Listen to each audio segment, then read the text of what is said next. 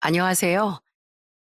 가족에 대한 감사함을 모르는 사람은 가족을 가질 자격도 없다고 생각하는 40대 여자입니다.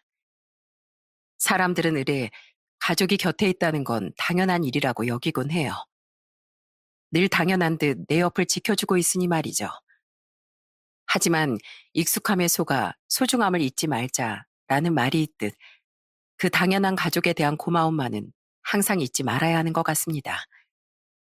저는 실제로 그 고마움을 망각한 정도를 넘어 가족을 함부로 대하다 인생이 뒤바뀌어 버린 사람을 알고 있습니다. 그건 바로 제 시모예요. 그리고 제 사연도 바로 제 시모에 대한 이야기죠.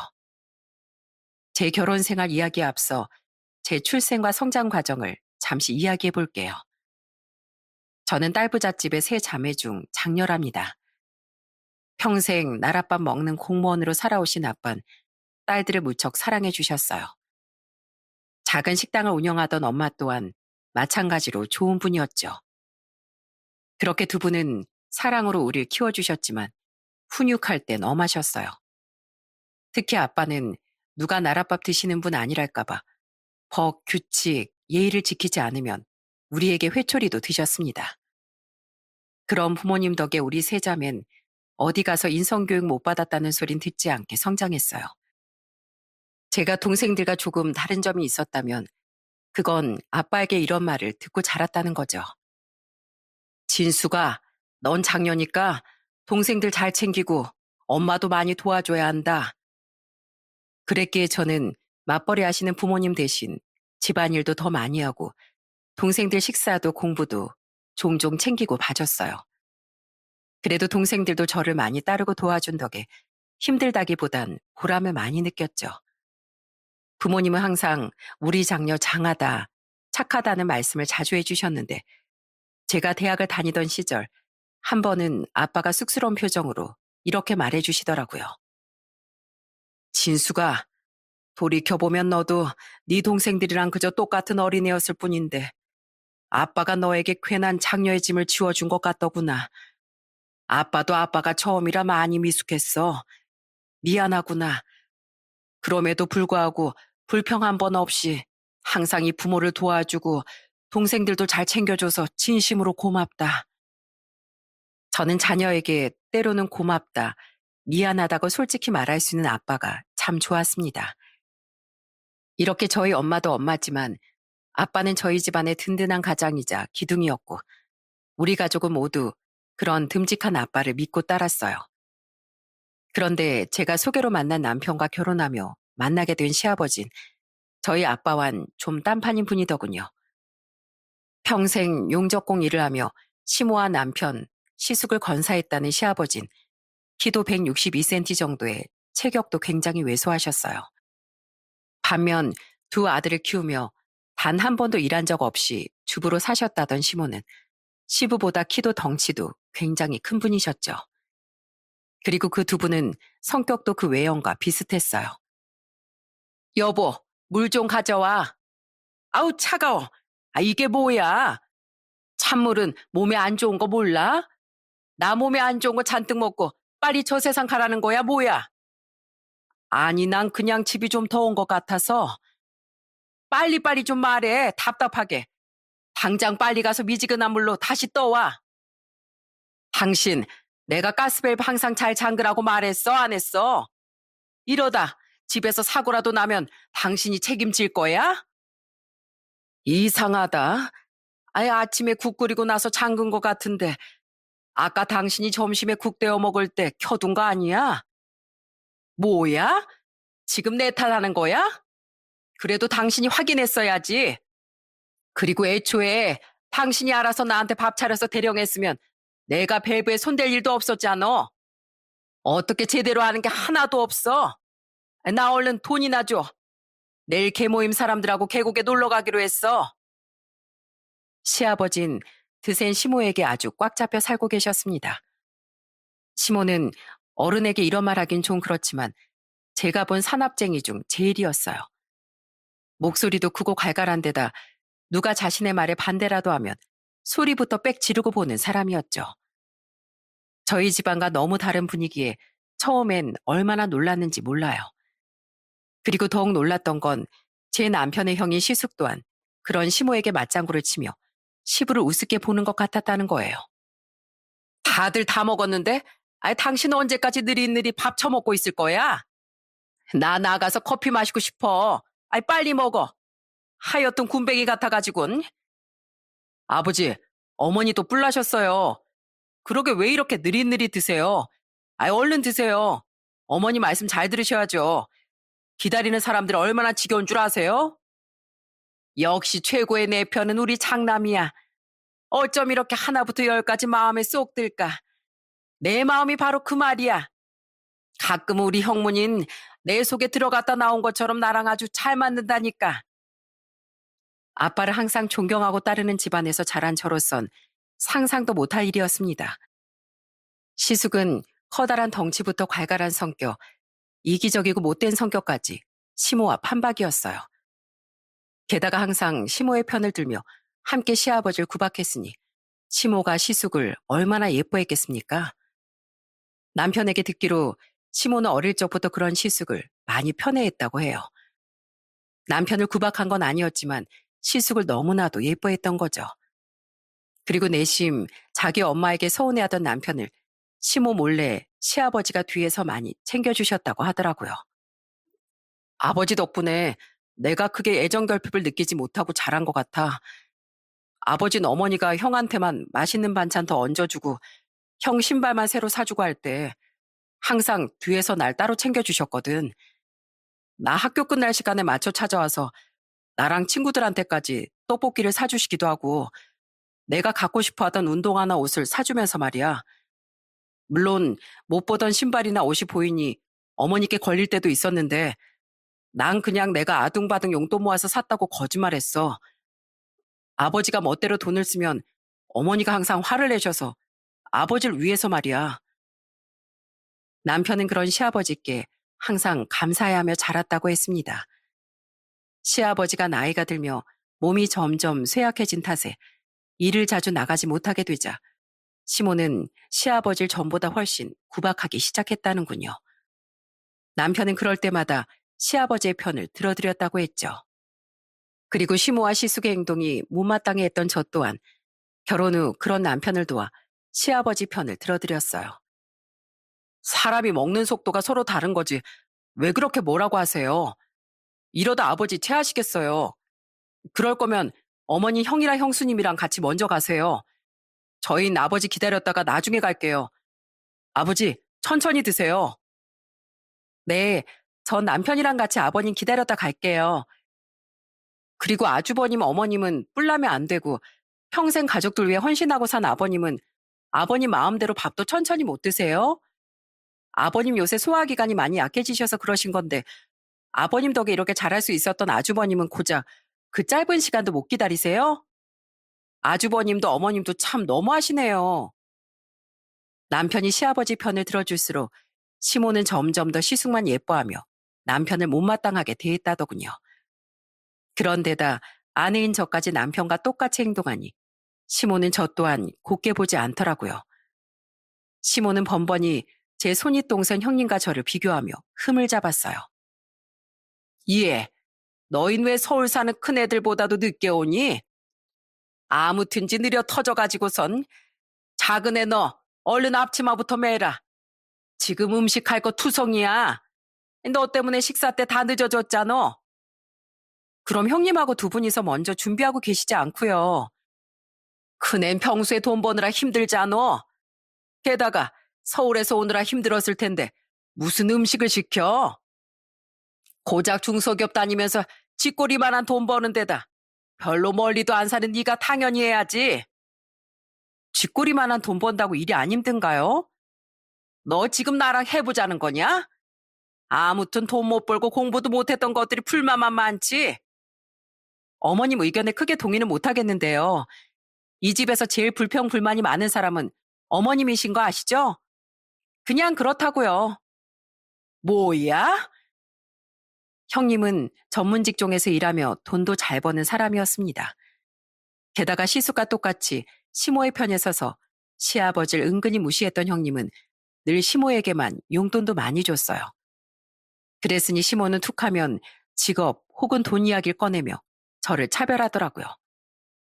그냥 듣고 있기엔 화병이 날 것 같아 저는 은근슬쩍 시모의 속을 긁어놓곤 했습니다. 하지만 어른에 대한 예의를 귀에 못이 박히도록 교육받았던지라 차마 그 이상 대들거나 하진 않았어요. 또한 남편이 저희 친정 부모님께 워낙 잘했고 시아버지께만은 잘해드리고 싶었기에 저는 시댁도 최소한 만큼은 찾아가며 며느리 도리를 했던 거예요. 가끔은 답답한 마음에 남편에게 이런 하소연을 해보기도 했어요. 진짜 속상해. 아무리 아버님이 덩치가 어머님보다 작기로서니 왜 그렇게 당하고만 사셔? 평생 힘들게 돈 벌어서 가족들 부양한 건 아버님인데 왜 전보다 돈 좀 못 벌어온다고 어머님은 아버님을 그렇게 못 잡아먹어서 안달인 거야. 그동안 아버님 덕에 실컷 놀러 다니고 어머님은 하고 싶은 거 다 하고 사시면서 그리고 왜 아버님은 어머님한테 항상 지셔? 더 이상은 못 두고 보겠어. 안 되겠어. 나라도 나서서 그냥. 그러지 마. 나도 안 해본 거 아니야. 나도 아버지께 왜 어머니께 당하고만 사시냐고 당당하게 목소리도 높이고 하라고 몇 번이나 말씀드렸어. 근데 아버지가 그러시더라. 자신도 사람인데 화도 나고 억울도 하다고. 그런데 자식들 생각하면서 집에 큰 소리 나지 않게 하려다 보니까 그렇게 참고 사는 게 버릇이 되셨대. 그리고 지금도 아버진 괜한 소란이 일어나는 게 싫으시대. 그러니까 나도 괜히 더 큰 문제 만들지 말고 내 가족이나 잘 건사하라고 하시더라고. 이런 뜻의 아버님을 억지로 시모와 떼어놓을 수도 없으니 참 답답했습니다. 시모는 시아버지의 그런 성정을 알고 오히려 그걸 이용해 더욱 활개를 치고 다닌 거더라고요. 아유, 우리 예쁜 손주. 아주 지혜비를 쏙 닮아서 예뻐 죽겠네. 자, 이 할미가 주는 용돈이다. 당신 왜 형문이네 애만 그렇게 물고 빨고 하고 성문이네 애는 본체도 안 해? 아무리 어려도 애들도 다 알아. 자기가 차별당하는지 아닌지. 그렇게 예뻐해주고 싶으면 당신이나 예뻐해줘. 그리고 아직 성문이네 애는 아직 돈이 뭔지 잘 알지도 못할 텐데 용돈을 왜 줘? 돈만 아깝지. 당신 근데 자꾸 성문이네 올 때만 나한테 토를 다는 것 같다. 어디 내가 그 기 한번 다시 제대로 꺾어줘? 시모는 아직 나이도 한참 어린 저희 아들까지 시숙네 아이와 차별했습니다. 얄밉게도 형님과 시숙은 그런 시모 옆에 붙어서 집안일엔 손도 안 대고 킬킬대더라고요. 혼자 음식을 하던 저를 돕던 남편은 한숨을 쉬며 그런 형님과 시숙에게 싫은 소리를 하곤 했죠. 형, 형수님이랑 같이 와서 뭐라도 좀 거들어봐. 설거지라도 하든가. 맨날 밥 다 먹고서도 들어 누워있기 바쁘고 이건 좀 아니지 않아? 제 남편 말이 맞아요. 두 분 오늘도 그렇게 음식도 설거지도 나 몰라라 하실 거면 저흰 두 분 밥은 그냥 빼고 차릴래요. 뭐? 동서, 아무리 그래도 어떻게 말을 그렇게 해? 말이 아니라 정말 행동으로 보여드릴 거예요. 그러니까 얼른 와서 일손 거들어 주세요. 저는 그런 남편을 거들어 짜증을 꾹꾹 눌러 담아 말했습니다. 제가 진짜로 자신들의 밥은 쏙 빼놓고 차릴 것 같자 그제야 형님은 투덜대며 못 이기는 척 나무를 다듬더라고요. 그 와중에도 시숙은 꼼짝도 안 했고 시모는 우릴 째려보며 투덜거렸죠. 나 들으라는 거야 뭐야? 예, 너희들. 손 아랫사람이 손윗사람보다 일 좀 더 하는 건 당연한 거지. 어디 건방지게 큰 애들을 부려먹으려고 들어? 저희 부모님은 어른이 항상 먼저 본을 보여야 하는 법이라고 알려주셨는데요. 그리고 일하지 않는 자 먹지도 말라고 했어요. 네 형님은 나한테 용돈 주지 않아. 그게 일하는 거랑 퉁치는 거지. 그 돈이 저한테 오는 것도 아니잖아요. 어머님, 아이고 배야. 저 배가 좀 아파서 화장실 좀요. 슬슬 시모에 대한 제 인내심은 극에 달하고 있었습니다. 그러지 말아야지 싶다가도 어느새 제가 시모의 말에 일일이 말대꾸를 하고 있더라고요. 그러다 진짜 이러지 말아야지 하는 생각에 저는 아예 그 대화 자리를 핑계를 대며 잠시 피해버리곤 했죠. 미안하다 에미야. 나도 네가 내게 해준 것처럼 편을 들어주고 싶은데 그 뒤에 이어질 후폭풍을 생각하면 자꾸 용기와 엄두가 안 나더구나. 오늘도 많이 속상했지? 그럼에도 불구하고 날 위해 이렇게 발길을 끊지 않아줘서 정말 고맙다. 자, 이거 얼마 안 되는데 성문이랑 우리 손주랑 같이 맛있는 거 사 먹고 기분 풀렴. 항상 고맙고 미안하다. 미안해, 여보. 우리 아버지 위해서 나랑 우리 부모님 집 같이 가주는 거 내가 정말 고마워하는 거 알지? 내가 앞으로 당신하고 장인 장모님께 지금보다 훨씬 잘하려고 최선을 다할게. 그런 저에게 남편도 시아버지도 늘 미안해했습니다. 저도 그런 두 사람 때문에 아직 시모를 보고 살긴 했지만 언제까지 제가 참을 수 있을지 장담하긴 힘들더라고요. 고작 결혼한 지 4년 만에 제가 학을 그렇게 떼게 한 시모가 정말 대단한 사람이라고도 생각했죠. 그런데 제가 결혼한 지 4년이 됐던 그 해에 저희 친정에 불행이 닥쳐왔어요. 아빠, 저 알아보시겠어요? 저 진숙이에요. 아빠 큰딸 진숙이요. 어떡해, 여보. 우리 아빠 말씀도 제대로 못하셔. 괜찮아. 내가 좀 찾아보니까 잘 재활하면 나중엔 많이 나아지시곤 한데 너무 걱정하지 마. 장인어른 아무 걱정하지 마세요. 아셨죠? 다 잘 될 거예요. 이 큰 사이만 믿으세요. 은퇴 후 종종 엄마의 식당 일을 도우며 여유롭게 사시던 아빠가 그만 뇌경색으로 쓰러지신 겁니다. 평소처럼 운동을 다녀오던 길에 말이죠. 지나가던 행인분이 아빠를 발견하고 구급대에 신고해주지 않았다면 더 큰일이 발생했을 텐데 빨리 병원으로 옮겨진 것이 그나마 다행이었어요. 아빠는 병원으로 옮겨져 막힌 혈관을 뚫는 혈전용해제로 급히 치료받으셨습니다. 하지만 여전히 마비 증세가 남아 있었고 아빠는 병원에 입원해 집중적인 치료를 받기 시작하셨어요. 그리고 당시엔 제대로 된 말은커녕 스스로 거동도 못하던 아빠를 저와 엄마가 교대로 간병하기 시작했죠. 결혼한 둘째도 아직 미혼이던 막내도 모두 직장 다니며 서울에 살아 마음은 굴뚝 같았지만 아빠를 간병할 수 없었거든요. 당시 저는 더 나은 곳으로 이직을 위해 마침 잠시 회사를 그만두고 쉬는 중이었어요. 덕분에 저는 이직 준비는 잠시 내려놓고 엄마가 장사를 하고 아이가 어린이집에 있던 시간엔 아빠를 도맡아 간병할 수 있었던 거예요. 아빠, 제가 몸 돌려드릴 테니까 불편해도 잠깐 참으세요. 안 그러면 습진 생겨요. 아빠, 샤워 못해서 답답하시죠? 그래도 조금만 참으세요. 제가 얼른 물티슈로 닦아드릴게요. 분명 시간이 조금만 지나면 샤워하러 아빠 스스로 화장실에도 가실 수 있을 거예요. 아빠의 상태가 가장 심했던 몇 주간 저를 괴롭게 했던 건 몸의 고생스러움이 아니었습니다. 누구보다 건강하고 강했던 아빠의 전에 상상할 수도 없었던 약해진 모습이 제 마음을 너무 괴롭게 했죠. 그런데 제가 슬퍼하면 한순간에 건강을 잃은 아빠 속은 더 문드러질 것 같더군요. 때문에 전 일부러 아빠 앞에선 밝게 웃었어요. 하지만 그런 제 마음을 아는 듯 아빠는 힘도 잘 들어가지 않던 손으로 희미하게 제 손가락을 잡는 신용을 하며 눈물을 흘리시더군요. 왜 우세요, 아빠? 곧 다시 펄펄 날아다니실 건데요. 전 걱정 하나도 안 해요. 그럼요, 장인어른. 제가 인터넷에 엄청 찾아봤거든요. 분명 전처럼 말씀도 잘하고 나중에 뛰어다닐 수도 있으실 거예요. 이 큰 사위 믿으시죠?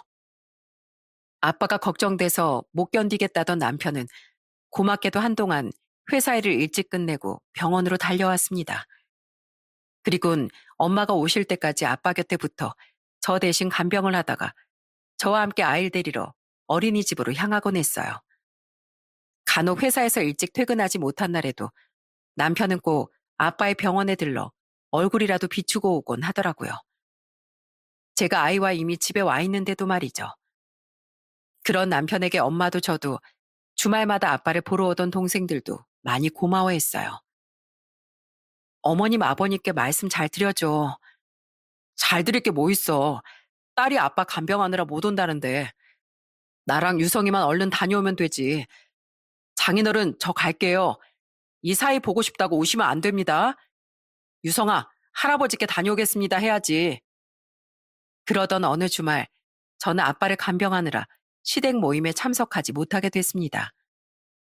그날은 두 여동생 모두 서울에 중요한 일이 있어 오지 못했고, 엄만 몇 주간 장사하랴, 아빠 간병하랴 무리한 탓에 몸이 안 좋으셨거든요. 그런데 남편과 아들만 시댁에 보낸 지 1시간 뒤쯤 시모에게서 전화가 걸려오더라고요. 그리고 그때 시모는 제게 어처구니 없는 말을 했어요. 예, 넌 왜 안 오니? 내가 혼자 음식 준비 다 해야 되잖아. 네?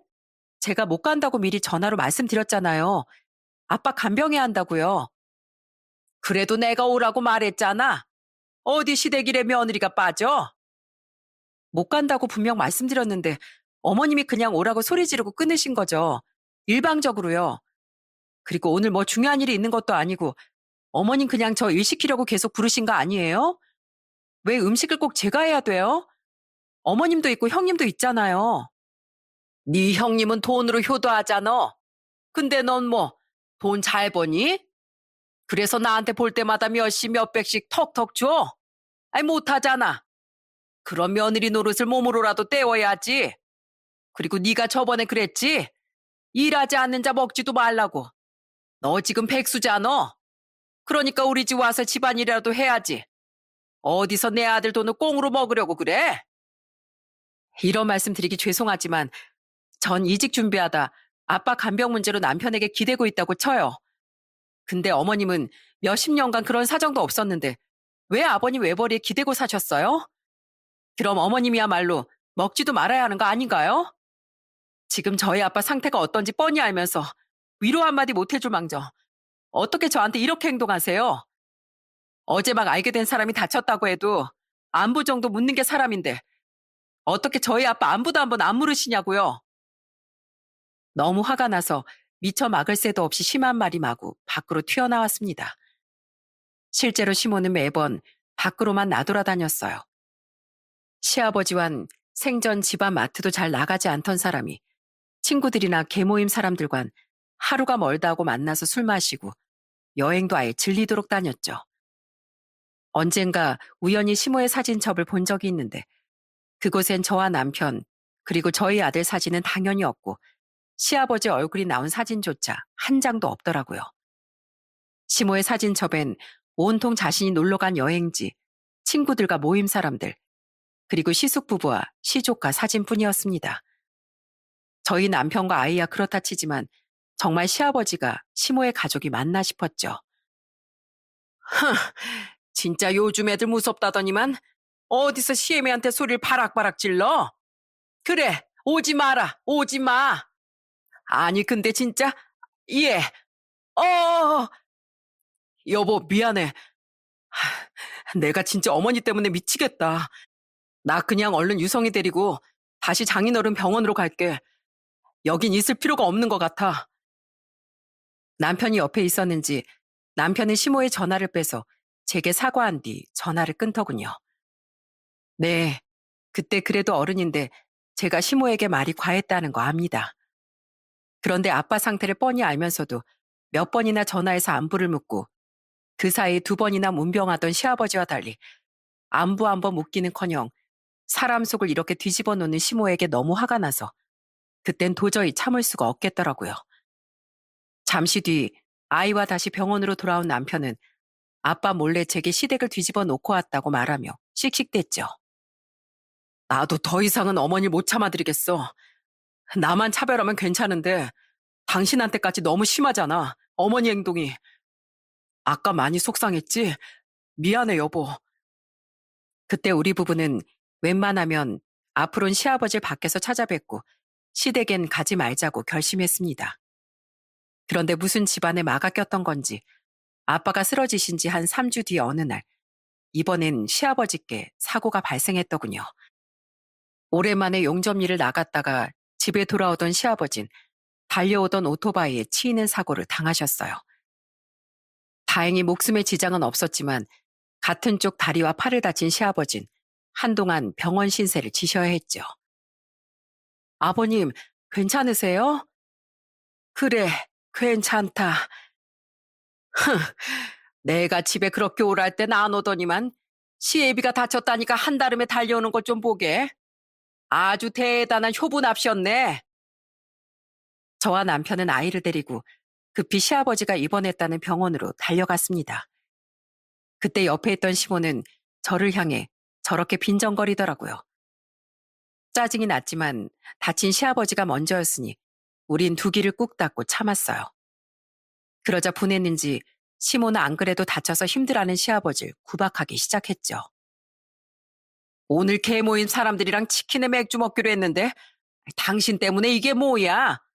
병원비도 잔뜩 나가겠구만. 사람이 외소해서 약해 빠져가지고선 무슨 오토바이 치였다고 병원 신세 몇 주씩이나 지게 돼. 아무튼 내 인생에 도움이 안 돼, 도움이. 어머님, 지금 치킨에 맥주가 문제예요? 병원비가 문제냐고요? 교통사고로 큰일 나는 사람들이 얼마나 많은데 이 정도면 하늘이 도운 거죠. 에미야, 난 괜찮다. 내 머리가 아파서 그러니 그만하거라. 너무 화가 난 전 시모에게 소리를 빽 질렀습니다. 하지만 정말 머리가 아픈지 힘없이 저를 말리는 시아버지 때문에 더 이상 시모에게 더한 소리를 할 수는 없었죠. 남편도 그날만은 시아버지의 안정을 생각해 한숨을 쉴지언정 시모 앞에서 입을 꾹 닫고 있더라고요. 집으로 돌아온 뒤에도 다쳐도 하필 다리를 다치셔서 간병이 필요할 것 같은 시아버지가 너무 걱정됐습니다. 마음 같아선 제가 가서 간병해드리고 싶었지만 이미 아빠를 간병하는 중이라 어렵겠더라고요. 아버님 괜찮으시려나? 말로 구박은 해도 우선 어머니가 와 계셨잖아. 괜찮겠지. 그리고 당분간 내가 회사 끝나면 아버지 병원에 좀 가 있을게. 시모가 믿음직스럽진 않았지만 그래도 시아버지 곁에 없는 것보단 낫겠지 생각했습니다. 그런데 다음날 점심쯤 아빠 병원에 있는데 시모가 제게 전화를 걸더군요. 솔직히 시모에게 전화를 받고 기분 좋았던 적이 한 번도 없어 받기가 싫었어요. 하지만 혹시 시아버지 일일까 싶어 하는 수 없이 저는 전화를 받았죠. 그 전화는 시아버지에 관한 전화가 맞긴 맞았어요. 그런데 그 내용이라는 게 그 전에 통화 내용보다 훨씬 황당무계하지 않겠어요? 너 어디니? 저요? 저희 아빠 병원이요. 사도는 그냥 병원 간호사한테 부탁하고 넌 이 시애비 병원 좀 와야겠다. 지금요? 아버님께 무슨 일 있어요? 일은 무슨? 나 어제 그 양반 간호한다고 개모임 못 나간 거 알지? 근데 내가 오늘도 친구들이랑 약속이 있단 말이야. 나도 내 인생이 있는데 그 귀찮은 양반 때문에 내일에 계속 지장을 받아야 되겠니? 간병이 지장이라고요? 그게 지금 아버님한테 하실 말이에요? 시끄러. 나 너한테 대바라진 소리 들을 시간도 여유도 없으니까 네 시애비 병원 와서 며느리 돌이나 해. 너 네 시아버진 좋아하잖아. 그럼 그 정도 돌인 해야 되는 거 아니냐? 너 저번에 우리 집에도 안 오고 너 때문에 성문이도 그냥 가버려서 집 분위기 엉망이었거든. 그거에 대한 만회 좀 이번에 해라. 기가 막히지 않나요? 시모는 저번에도 그렇고 그때도 그렇고 아프신 저희 아빠 따윈 안중에도 없었던 겁니다. 게다가 시모는 고작 자신이 놀러 나가야 한다는 이유만으로 시아버지 간병도 나 몰라라 팽개치려고 한 거예요. 그 말을 듣는데 정말 세상에 이렇게 사람이 싫을 수도 있구나 하는 생각이 들더군요. 그때 시모에 대한 모든 인내심이 제 안에서 두둑 끊어진 겁니다. 제가 그 집에 빚이라도 졌나요? 애초에 어머님이 말씀 잘못해서 망가진 분위기를 왜 제가 만회해요? 그리고 그렇게 도리 운운하실 거면 며느리 된 도리보다 아내 된 도리가 먼저이지 않나요? 어머님은 아버님께 아내 된 도리를 대체 뭘 하셨어요? 지금도 그래요. 본인 남편은 본인이 챙기셔야죠. 본인 남편? 예, 너 아주 막 나간다. 너 내가 우습니?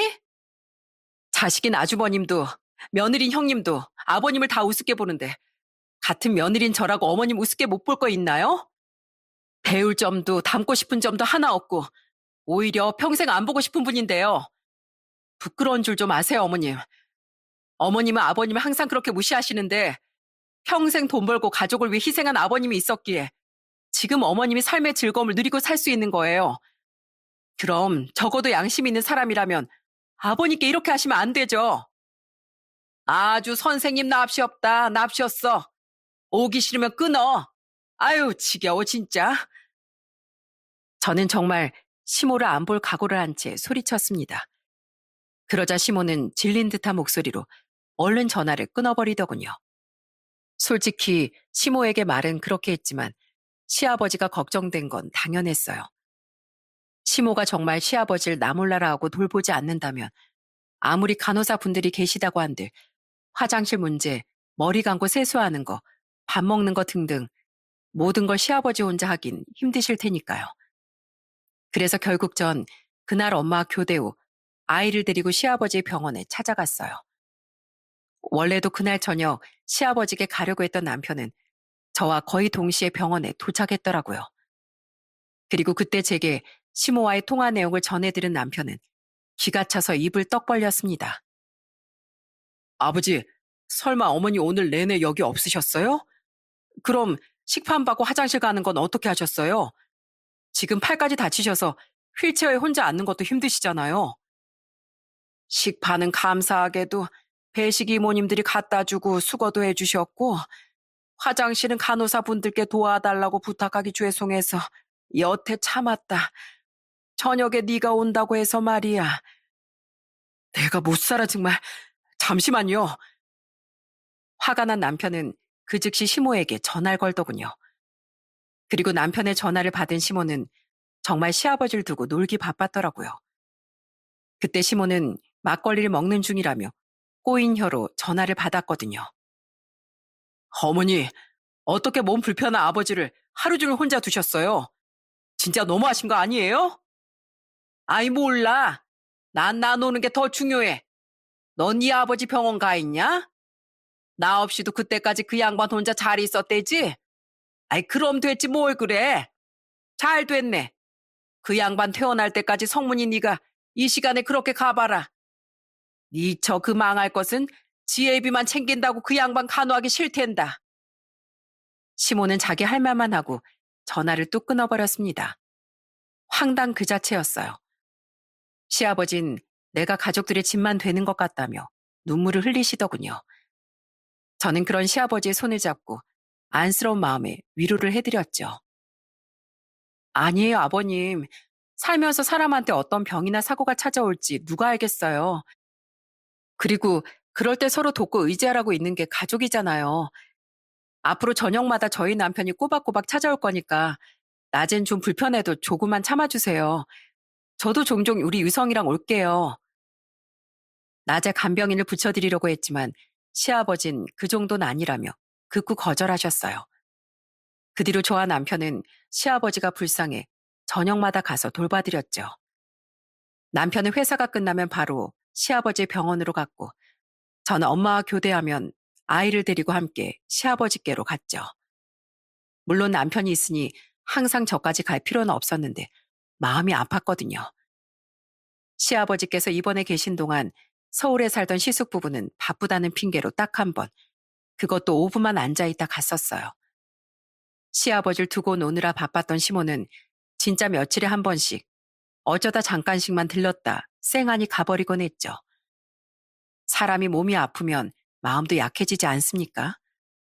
분명 그런 가족들의 행동에 시아버지 가슴엔 상처가 생겼을 텐데 저라도 애들 데리고 가서 시아버지의 그런 마음을 위로해드리고 싶더라고요.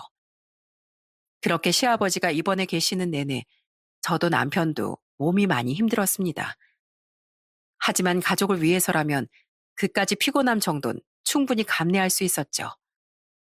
그리고 퇴원이 다가오던 어느 날 시아버지는 우리 부부에게 조용히 말을 꺼내시더군요. 이제 나도 곧 퇴원이구나.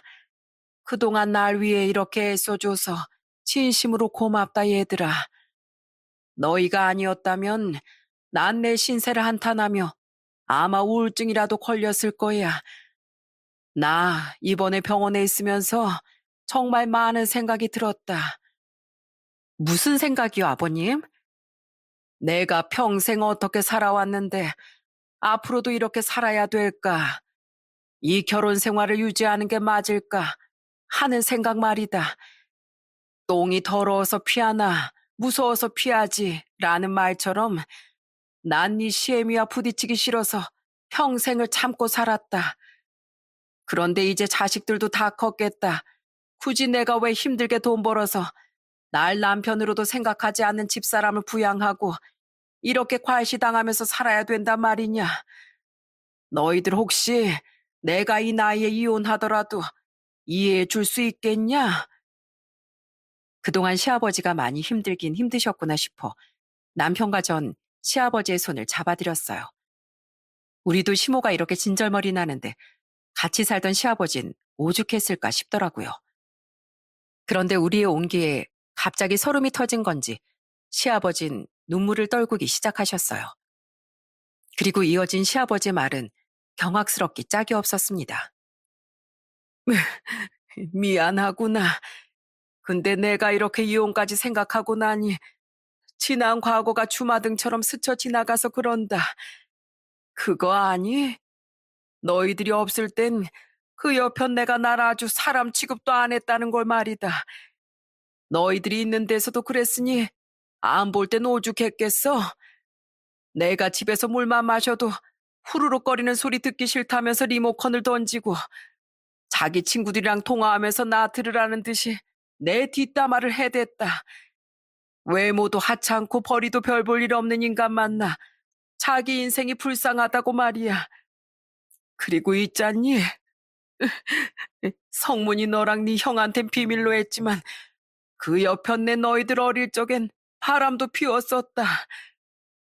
네? 바람이요? 그래. 그런데 나한테 걸리고서도 어찌나 당당했었는지 몰라. 나처럼 키 작고 말라 비틀어진 인간이랑 살아주는 것만으로도 고마워하라면서 말이야. 내가 오죽 남자로서 매력이 없었으면 자기가 바람을 피웠겠냐고 도리어 따지는데 정말 눈물이 났다. 심지어 난 그때 그 상간남이란 놈한테도 쥐털만한 인간이 꼴에 질투난다며 비웃음도 당했어. 그땐 정말 수치스러워서 살고 싶지가 않았지. 그런 수모를 당했으면서도 시아버진 시모를 눈꾹 감고 용서해 주었다는군요. 단 하나 자식들을 위해 가정을 지키려고 말이죠. 그런데도 시모는 고마운 줄 모르고 도리어 지금껏 시아버지를 그렇게 괄시했던 거예요. 그 경악스러운 사실에 저는 입을 틀어막았고 남편은 시아버지의 손을 잡고 오열을 했습니다. 그걸 대체 왜 참고 사셨어요, 아버지? 나중에 제가 다 컸을 때라도 말씀하셨어야죠. 난 가장이잖니. 아무리 그런 여자랑 결혼해서 불행해졌더라도 가장인 이상 난 가정을 지켜야 할 의무가 있었단다. 그런데 그 인내의 결과가 결국 이거라니 너무 허무했어. 그래서 난 이제라도 성문이 네 엄마랑 이혼하고 싶다. 성문아, 그리고 애미야, 내가 그래도 되겠니? 남편은 계속 새어나오는 울음 때문에 대답도 제대로 못하고 연신 고개만 끄덕였습니다. 저는 그런 남편 대신 시아버지를 꼭 안아드리며 말씀드렸죠. 당연하죠. 아버님이 어떤 결정을 하시든 아버님이 제 아버님인 건 변치 않아요. 아버님, 아버님은 정말 훌륭한 가장이셨네요. 그러니까 이젠 아버님 스스로를 위해서 사세요. 저희가 곁에 있을게요. 그렇게 퇴원한 후 시아버진 가족 모두를 불러서 이혼을 선언하셨습니다. 시숙도 형님도 심지어 시모까지 그런 상황은 전혀 예상하지 못했던 듯 수스라치게 놀라더라고요. 아버지, 어머니가 간병 좀 안 해줬다고 너무 오버하시는 거 아니에요? 지금 아버지가 이혼하면 혼자 어떻게 사시려고요? 아버지는 어머니 고마움을 너무 모르신다. 시끄럽다. 내가 그동안 오냐오냐 했더니 이게 지 아버지 무서운 줄도 모르고 함부로 떠들어대는구나. 아버지. 시숙은 평소처럼 시아버지를 무시했어요. 그런데 시아버진 난생 처음 보는 무섭고 단아한 모습으로 시숙에게 호통을 치시더라고요. 시숙은 그런 시아버지 모습에 당황하며 잔뜩 어깨를 움츠러뜨렸어요. 그리고 시아버진 그런 시숙을 꾸짖었죠. 나 아니었으면 네가 어떻게 누리고 싶은 거 다 누리고 대학까지 졸업할 수 있었겠니? 너야말로 그런 나한테 전혀 고마움을 느끼지 못했잖아. 난 너한테 애비로서 해줄 건 다 해줬고 이제 나 아무런 미련도 없다. 부모 무시하는 자식만큼 한심한 인간도 없는 건데 그게 바로 너야. 그러니까 넌 앞으로 그렇게 쿵짝이 잘 맞는 네 엄마만 열심히 챙기고 살거라. 그리고 당신, 이 이혼에 더 할 말 있어? 평소에 날 그렇게 못마땅해 했잖아. 그럼 이혼해도 불만 없지? 이 양반이 병원에서 병원밥을 잘못 먹었나? 그래, 해, 이혼. 누가 무섭대? 잘 됐네. 이제 나도 자유야, 프리덤. 시모는 그런 시아버지를 향해 더 높이 턱을 치켜들며 큰 소리를 뻥뻥 쳤습니다. 큰 소란이 생길 걸 우려했는데 다행히 그렇게 시아버지와 시모의 이혼은 싱겁게 마무리됐어요. 시아버진 변호사의 도움을 받아 시모와 나쁘지 않은 재산 분할을 할 수 있었고 그렇게 시아버진 자신의 행복을 위해서만 살기 시작하셨죠. 저와 남편은 그와 동시에 시모와 연락을 끊고 살았습니다. 어차피 시숙네만 좋아했겠다. 시모도 우리에게 딱히 연락하지 않았거든요. 저와 남편도 시모에게 정이 떨어질 대로 떨어진 뒤였으니 정말 편하더군요. 우린 평소에도 사이가 좋지 않던 시숙네와도 교류 없이 살았고 시숙네 또한 시아버지에게 연락 한 통 안 하더라고요. 아버님, 이번 주말에 뭐 하세요? 이번 주말에 같이 저녁 드실래요? 아, 어쩌냐. 나 그날 색소폰 동호회 사람들이랑 회식하기로 했는데 요즘엔 색소폰도 배우세요? 아버님 요즘엔 저희보다 더 바쁘시네요. 알겠어요. 그럼 다음에 봬요. 오냐, 내가 나중에 너희들 집으로 맛있는 거 사들고 가마. 우리 귀여운 유성이도 볼 겸 말이야. 이혼 후 4년이 지난 지금 시아버지 완전히 일급수 만난 물고기처럼 건강하고 활기차지셨습니다. 어차피 노후 자금은 마련해 두었다며 시아버진 근근히 나가던 일도 완전히 그만두셨어요. 그리고 그동안 즐겼던 낚시, 악기 등 다양한 취미 생활을 즐기며 살고 계시죠. 심지어 요샌 사교용 포크댄스도 배우러 다니신다는 말에 저는 존경의 박수까지 쳐드렸네요. 시아버진 이 좋은 이혼을 왜 진작 안 했을까 하며 저희에게 이렇게 말씀하곤 하세요. 내가 계속 시름시름 알았던 건 단이 시애미에게 짓눌려서 산 스트레스 때문이었나 보다. 난 요즘 세상이 너무 아름다워. 시아버지의 밝고 환한 모습을 보면 우리까지 괜히 웃음이 나오는 요즘입니다. 그리고 다행히 저희 아빠는 꾸준한 재활 끝에 지금은 많이 상태가 호전되셨어요. 비록 약간의 마비는 여전히 남아있긴 하지만요. 지금은 집에 계신 아빠는 걸을 때도 지팡이가 필요하시고 약간의 언어장애도 남아있습니다. 하지만 지금은 가족이 항상 옆에 붙어 있어도 되진 않을 정도로 일상생활이 혼자 가능해지셨어요. 엄만 혼자가 되신 시아버지를 가끔 저희와 함께 친정에 초대하곤 하시는데 덕분에 시아버지와 아빠는 요즘 꽤 가까워지셨답니다. 두 분의 성격이 워낙 달라 통하는 것이 없을 거라고 생각했는데 생각보다 꽤 맞는 부분이 있으셨나 보더라고요. 시아버진 신기해하는 제게 이렇게 말해주셨어요. 우린 둘 다 한 시대 가장이었잖니. 비슷한 가장의 무게를 짊어졌었으니 우린 친구나 다름없는 게다. 저는 3년 전 이직한 회사에 전보다 많은 연봉을 받으며 잘 다니는 중입니다. 막내는 아직도 결혼을 하지 않았지만 두 여동생도 엄마도 큰 사건 사고 없이 건강하게 잘 살고 있어요. 저희 아이도 건강하게 잘 자라주고 있고 남편은 몇 달 전 승진도 했죠. 이렇게 우린 행복한 삶을 살고 있습니다. 하지만 그렇게 큰 소리 뻥뻥 치고 이혼한 시모는 우리와는 극과 극의 삶을 살고 있었더라고요. 2달 전쯤 시모에게 전화가 와서 우린 시모의 근황을 알게 됐어요. 시모는 지금 한 월세방에서 처량한 삶을 살고 있더군요. 월세방이요? 그래, 우리 개모임에 나오던 어떤 여편네가 무슨 금융 투자를 하나 소개해줬었어? 뉴스에서 많이 보이는 거 있지 않냐, 왜? 다단계 방식의 주식이나 코인 같은 금융 투자 말이야. 난 그때 뉴스를 안 봤으니 그 실체가 뭔지 꿈에도 몰랐어. 그래서 거기에 홀랑 넘어가서 큰 돈을 투자한 거야. 처음 몇 달 동안은 약속한 수익금을 주더라고. 그래서 여기에 제대로 투자하면 내 노후는 완전 황금 받길이라고 생각해서 난 대출까지 받아서 무리하게 더 투자를 했다. 근데 그게 완전 쪽박으로 가는 지름길이었던 거야. 시모는 전 재산 대부분과 대출까지 받아서 투자한 돈을 땡전 한 푼 못 돌려받고 결국 쫄딱 망했다더군요. 그 뒤 형님과 시숙은 맨날 곡소리를 내던 시모를 몇 번 도와줬다고 해요. 그런데 그 뒤로도 나가서 일할 생각은 않고 신세 한탄만 하니 그 이기적인 인간들이 시모를 더 참아줬겠습니까? 그렇게 서로 죽이 잘 맞을 땐 언제고 두 사람은 결국 시모에게 연락을 끊고 찾아가도 문전박대를 했다고 하더라고요. 그래서 시모는 저에게 그것도 생전 처음 보는 모르는 번호로 전화를 했던 거예요. 우리 아들이 네 말이라면 잘 듣지 않니? 그래서 내 너한테 전화한 거야. 애미야, 나 월세 낼 돈이 없는데 월세 좀 보내주면 안 되겠니? 도저히 돈 나올 곳이 없어서 한 달 정도 식당 설거지를 했는데 아휴, 힘들어서 도저히 못 해먹겠다. 니들이 돈 빌려준다고 하면 내일 당장 가서 때려치운다고 할 거야. 아니요, 그러지 마세요.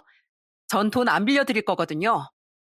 어머님, 아버님이 힘들게 번 돈을 펑펑 쓰기만 할 땐 그 돈이 얼마나 소중한지 모르셨죠? 근데 이젠 좀 아시겠어요? 그렇게 힘들게 돈 벌면서 가족을 위해 희생한 아버님이 얼마나 고마운 분이셨던지요. 그런 아버님을 그렇게 구박했던 행동에 대한 결과가 지금 어머니께 그대로 돌아간 것 같네요. 죄송하지만 전 어머님 드릴 돈 있으면 그 돈으로 아버님께 효도라도 한번 더 할래요. 이 번호는 앞으로 차단할게요. 저는 시모의 부탁을 깔끔히 거절했습니다. 그래도 혹시 몰라 남편에게 그 이야기를 전해줬더니 남편 또한 자신도 시모를 도울 생각이 없다고 하더라고요. 자신의 진정한 부모님인 시아버지를 모시고 챙기기에도 부족하다며 말이죠. 그렇게 시모는 지금 이제야 비로소 진정한 행복을 찾은 시아버지와 달리 아주 비참한 삶을 살고 있어요. 한편 저희 남편은 저희 부모님께 여전히 친아들처럼 잘해주고 있습니다. 그런 남편에게 고마워서라도 저 또한 시아버지께 잘하려고 최선을 다해 노력하고 있어요. 저와 남편이 저희 친정 부모님과 시아버지께 감사한 마음에 효도하고 그럼 부모님들께선 그런 자식들에게 고마워하고 남편과 저는 서로의 부모님께 잘해주는 상대방에게 또 고마워하는 거. 저는 이것이 바로 진정한 가족의 모습이라고 생각해요. 반면 평생 가족을 위해 헌신한 시부에게 고마움이라곤 일절 모르던 시모는 결국 모든 걸 잃고 가족에게 외면당했습니다. 이처럼 고마움을 모르는 사람에겐 가족조차 당연하게 떠나가는 법이라는 걸 여러분들께서도 꼭 기억하셨으면 좋겠어요. 올해는 유독 잦던 여름비가 슬슬 가을비로 바뀌어가는 요즘입니다. 모두 조금씩 벌어지는 일교차에 감기 조심하시고 가정에 항상 행복이 가득하시길 바랍니다. 감사합니다.